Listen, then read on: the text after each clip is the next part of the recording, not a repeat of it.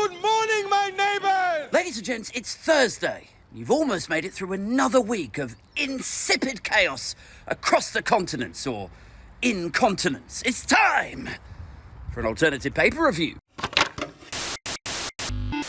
First up to the Conservative Party's internal comms newsletter, the Daily Express, this morning, with Red Revolution, bigger state, and higher spending. Indeed, this is a story that yesterday Keir Starmer's Labour Party delivered a King's speech that sought to tax private schools and nationalise the railways. But they were literally the most radical policies shopped yesterday. Hence most of the UK's respectable media reacting like, is that it? You know, everyone from The Guardian to the FT to Bloomberg, all of them looked at yesterday's portfolio of policies and ideas and stuff. They looked at it like a sort of, like a necessity and caution blender agenda. Are you going to rejoin the EU? No. Are you going to lift the 2-child benefit cap? Also, no. Are you going to lower the voting age to 16? I'll get back to you. There's no press regulation, there's no proportional representation, obviously. So what is there? There's just sort of, a focus on growth, a focus on house building, which is obviously very welcome. But for the most part, if you're looking for an extremist, communist, legislative agenda, it sort of tops out at efficiently collecting tax on a luxury item, i.e. private schools, and renationalising the railways like the rest of Europe. So it's not that, it makes it all the more confusing when you read the Daily Express's commentary, which is like, Middle Britain should brace itself for tax increases, the Tories warn. Tax increases, you say? Wow. Yeah, I wonder what they'd be like. You guys must be pretty angry about that. Well, absolutely. Bloody well hate tax increases. No, I mean, because that was your vibe. No, you insolent little. Can't you go after them for, intellectual property or, plagiarism or something? Well, never mind about that. You've got to brace yourself for tax increases after Sir Keir Starmer revealed the true scale of his radical big state plans for power. You see? It's like, to sane people, it's like, caution, a steady hand. Starmer is not going too fast, too quickly. He wants to build trust. But in Tory circles...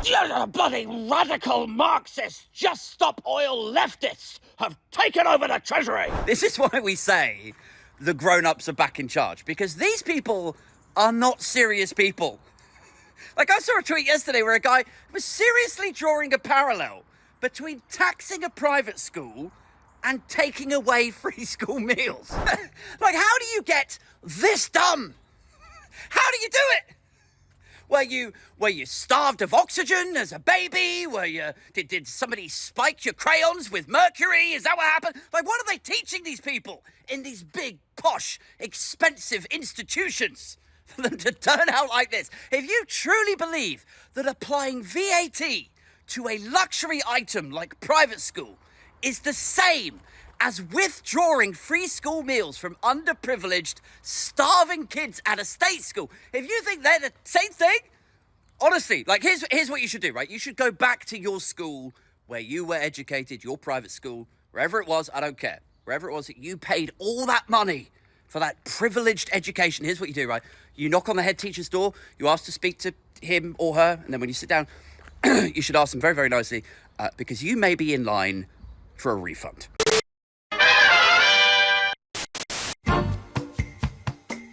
Over to the Sun now. Why Mayor split with Stormzy? And this is the story that, wait, what? Apparently, she's not ready to settle down yet. Right, okay, well, I'll certainly consider myself in the loop on that one. Over to the Times with this little piece. Women are leaving it too late for babies. Yeah, you hear that, Mayor?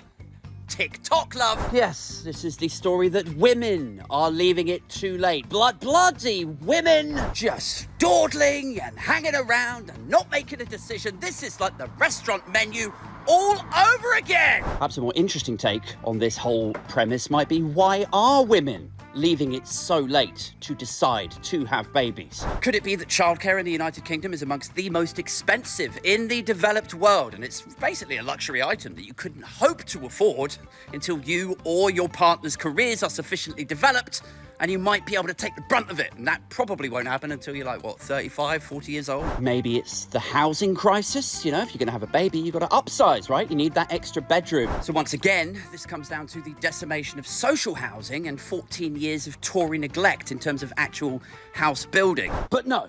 Let's not focus on any of the contributing factors. Instead, let's saddle all of the blame on those bloody women. I mean, just quickly before I go, it's difficult not to sort of, smirk and be a bit snarky at stories and attitudes like this, isn't it? Because for how many years? For decades now, the rhetoric that's come out of the right of the political landscape has always been, well, if you can't afford kids, don't have them, right?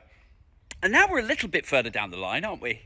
People literally cannot afford to have kids, whether it's through housing costs or childcare or whatever. So they're not, or they're putting it off until later when they might stand a chance of being able to afford to have kids. And now the same people out of those same right-wing circles are like, I mean, come on, Sarah, better late than never, no time like the present. I mean, I keep watching GB News and they're saying that the indigenous population will be a minority by 2040. Right, Dad. I mean, you could make it easier for us by making childcare free, like recategorise it as part of the British infrastructure. I can't do it, Sarah. I can't do it. I mean, I don't want white people to be the minority, but I really don't like state handouts, so go fuck yourself.